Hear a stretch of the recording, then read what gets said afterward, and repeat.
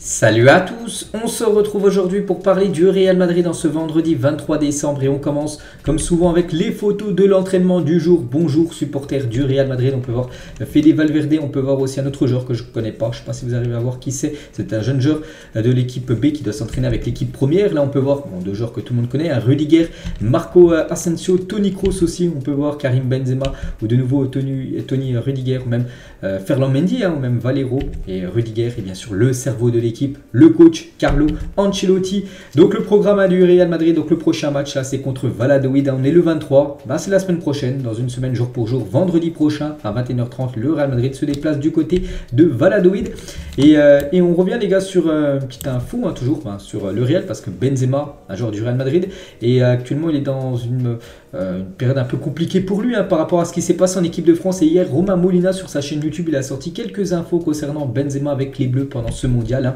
Donc d'abord le retour de Karim Benzema en bleu, donc en 2021 pour l'Euro, aurait été forcé. Ce n'était pas la volonté première de Didier Deschamps de l'appeler, d'après Romain Molina, ce qu'on a pu apprendre hier dans sa vidéo, en gros que ça a été forcé son retour. C'était en gros ça aurait tenu que à Deschamps. Deschamps n'aurait pas voulu du retour de Karim Benzema. C'est quand même incroyable, c'est quand même le meilleur joueur au monde.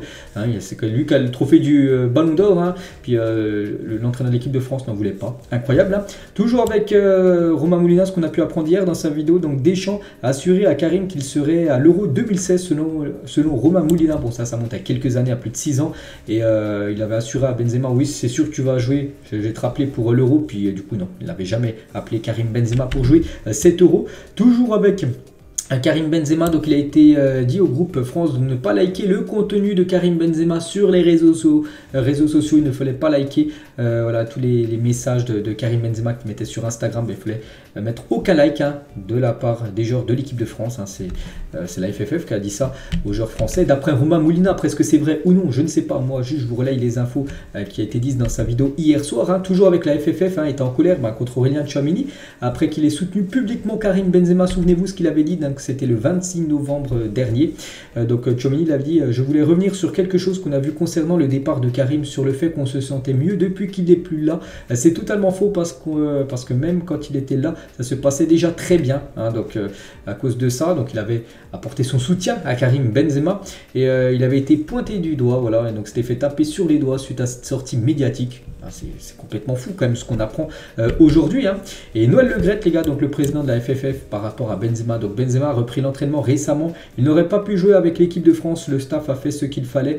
Lui voulait très vite voir ses médecins à Madrid. On jouait tous les 3 jours et on a été en finale. Je vous rappelle, il a également dit à Ouest France, Noël Le Graët. Donc je n'ai pas été surpris par la retraite internationale de Karim Benzema qui a annoncé sa retraite. C'était lundi, le jour de son anniversaire, lundi soir. Du coup, il n'était pas très surpris et il a probablement l'intention de se concentrer à 100% sur son club après plusieurs mini-blessures. Voilà ce que dit Noël Le Graët. Donc déjà il dit en gros qu'il n'aurait pas pu jouer alors qu'il a pu rejouer. Il dit qu'il ne pouvait plus jouer le mondial, mais s'il a pu jouer, parce qu'on avait pu voir qu'il avait joué contre Leganés, souvenez-vous, jeudi dernier, un match amical. Donc s'il joue un match amical avec le Real Madrid, ça veut dire qu'il était potentiellement apte à jouer un match avec l'équipe de France lors de la Coupe du Monde. Donc voilà, encore comme d'habitude, il dit n'importe quoi Noël Le Graët. Donc voilà, ce qui se dit, c'est complètement fou quand même cette histoire. Le cas Benzema, c'est ni une histoire de foot, ni une histoire de comportement. Tout ça n'est qu'une question d'ego. Voilà, Romain Molina, ce qu'il a pu dire. Donc voilà, on en saura, je pense, encore un peu plus dans les prochains jours. C'est encore fuité des infos concernant Benzema, ce qui s'est passé vraiment pendant ce mondial avec les Bleus. Toujours avec les joueurs français, il y a une petite photo de Camavinga actuellement en vacances. Camavinga, sur des vacances méritées, il a atteint la finale de la Coupe du Monde, malheureusement perdu. Il a joué en plus cette finale, il a joué quelques minutes, puis il a été bon, il a remplacé Théo Hernandez, ce poste de défenseur gauche, voilà, actuellement en vacances. Il reviendra d'ici un peu moins de 10 jours. Camavinga et aussi Aurélien Tchouaméni, les gars. Et on peut voir que Tchouaméni, c'est le joueur qui a fait le plus d'interceptions dans ce mondial. Donc 14 interceptions pour Tchouaméni. On peut voir tous les autres joueurs. On peut voir Luka Modric, un autre joueur du Real Madrid, lui qui est à 10 interceptions. Mais le premier, c'est le joueur français. Et concernant Tchouaméni qui a loupé sa frappe lors de la séance des tirs au but contre l'Argentine, donc Dibu Martinez, le gardien argentin, il a dit quand j'ai sauvé le premier penalty, je savais que l'autre tireur, donc le deuxième, qui était Tchouaméni, allait être très nerveux. J'ai essayé de le jouer mentalement en lui lançant le ballon, en lui parlant, et il a tiré dehors. Il l'a foutu, il l'a foutu debout en gros. Du coup, il a complètement loupé son penalty. Donc voilà ce qu'a pu dire Martinez par rapport à l'échec échec d'Aurélien Tchouaméni. N'oubliez pas qu'il n'a pas cadré son tir au but. Luka Modric à la Coupe du Monde 2022, donc un petit rappel, hein, 2 fois élu homme du match, hein, plus de 660 minutes jouées, c'est énorme, hein. Passes les plus progressives 61, les sauts de ligne les plus complétés, bon je sais pas trop ce que ça veut dire parce que là c'est la traduction, donc les sauts de ligne, hein, on sait pas trop, donc 183, deuxième le plus de passes dans le dernier tiers du terrain, 52, deuxième par rapport de tous les joueurs avec le plus grand nombre de possessions remportées, 51, le troisième le plus d'interceptions, donc 10, hein, c'est la photo que j'ai montrée juste avant là, et quatrième parmi tous les joueurs de la Coupe du Monde, à chaque fois qu'on voit le classement c'est par rapport à tous les joueurs de la Coupe du Monde, avec le plus de tacles, 16 tacles réussis, hein, pour Luka Modric, auteur d'une énorme Coupe du Monde comme à son habitude. On va revenir un petit peu sur le mercato et vous savez que Bellingham, c'est la priorité, on le sait tous, hein, du côté du Real Madrid. Regardez les Marca, AS ou même Bild en Allemagne, hein, donc Marca, le Real Madrid en pole position, il leur a donné la priorité. AS aujourd'hui, donc le Real Madrid s'apprête à soumettre une énorme offre, hein, voilà, concernant Bellingham, et Bild en Allemagne, hein, parce qu'il joue en Allemagne, Dortmund. Hein. Donc le Real Madrid confiant de gagner la course pour signer Bellingham. Donc voilà, tout le monde est confiant, que ce soit Marca, AS ou même Bild Sport en Allemagne concernant la signature normalement l'été prochain de Bellingham du côté du club. Hein. Et le club en a fait sa priorité. On peut voir que même une offre de 120 millions d'euros serait déjà prête pour le joueur d'après le journal AS. Donc voilà, maintenant il n'y a plus que le temps à s'écouler, hein, pour qu'on voit vraiment si ça va se faire ou non l'été prochain. La signature de Bellingham, elle sera une magnifique recrue. N'oubliez pas qu'il a seulement 19 ans. Pour ceux qui suivent un petit peu le championnat allemand, Dortmund ou même quand on regarde la Coupe du Monde avec l'Angleterre, on sait que c'est un crack, hein, et c'est certainement l'avenir du Real Madrid. Et la signature de Bellingham ne dépend pas de ce qui se passera avec Modric et Toni Kroos, hein, parce que ces deux joueurs, Modric et Kroos, sont en fin de contrat, en fin de saison, et voilà, il n'y a rien à voir avec ces deux joueurs, que même s'ils quittent le club, il viendra ou non. Non, voilà, c'est des dossiers, on va dire, indépendants. Toujours avec Bellingham, hein, donc ça peut échouer, hein, comme par exemple Mbappé, on pensait tout ce qui est arrivé du côté du Real Madrid, du coup il n'est pas venu. Donc par exemple, si Bellingham, le plan A, ça échoue, le plan B sera Enzo Fernandez. Bon, lui aussi, ça sera très très compliqué. Et si lui, de nouveau, ça échoue, hein, concernant l'été prochain, ça sera Manuel Locatelli, donc un joueur italien de la Juventus, du coup, qui serait le plan C. Bon, c'est la dernière proposition, bien sûr, hein, en priorité, c'est bien sûr Jude Bellingham. Et l'idée du Real Madrid à l'heure actuelle, hein, c'est de ne recruter aucun joueur cet hiver. Ça, de toute façon, là, j'ai vu beaucoup d'infos, hein, depuis quand même pas mal de semaines, voire hein, que voilà, il n'y aura pas de recrue cet hiver. Hein. Voilà, ce serait vraiment une grosse surprise s'il y a une arrivée cet hiver, ce sera l'été prochain. Et en janvier, le Real Madrid ne pensera qu'à planifier les recrutements pour la saison prochaine et les prolongations des joueurs arrivant en fin de contrat. Voilà, les Toni Kroos ou même les Luka Modric. Et concernant un joueur, les gars, donc lui, il n'y a pas de rumeur actuellement sur le Real Madrid, mais vraiment, vu son talent, ce serait bien qu'il vienne du côté du Real. Et en Allemagne, hein, ils craignent que si le Bayern ne parvient pas à prolonger Jamal Musiala à long terme, donc avec un gros contrat, le Real Madrid pourrait venir le chercher. Hein. Bon, pour l'instant, voilà, on parle plus de Bellingham, pas du tout de Musiala, mais c'est vrai que Musiala, hein, c'est une pépite et on sait que les meilleurs joueurs au monde doivent jouer du côté du Real Madrid. Donc voilà, non, bien sûr, à surveiller Jamal Musiala. David Alaba, qui est élu meilleur joueur autrichien de l'année pour la 9e fois, la 3e année comme consécutive. Bon, déjà, on le félicite, hein, Alaba. Donc il a dit: ce prix est très important pour moi. Je suis conscient que ce fut une année spéciale. Je suis heureux pour le travail acharné et a également été reconnu dans mon pays. Hein.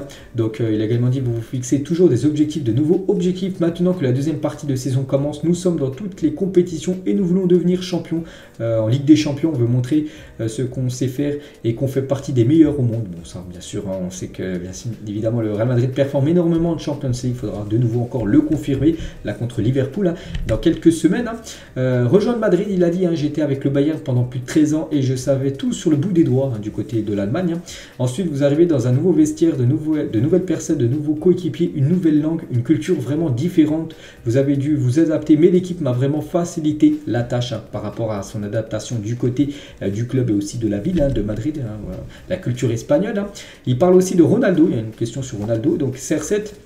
Ce qu'il a fait au cours des 15 dernières années, je lui en suis personnellement très reconnaissant. Il a contribué à façonner notre génération. C'est triste et dommage que vous ayez à lire de telles choses dites à son sujet, hein, par rapport à toutes les critiques, hein, on sait que subit Cristiano Ronaldo lors de ces derniers mois.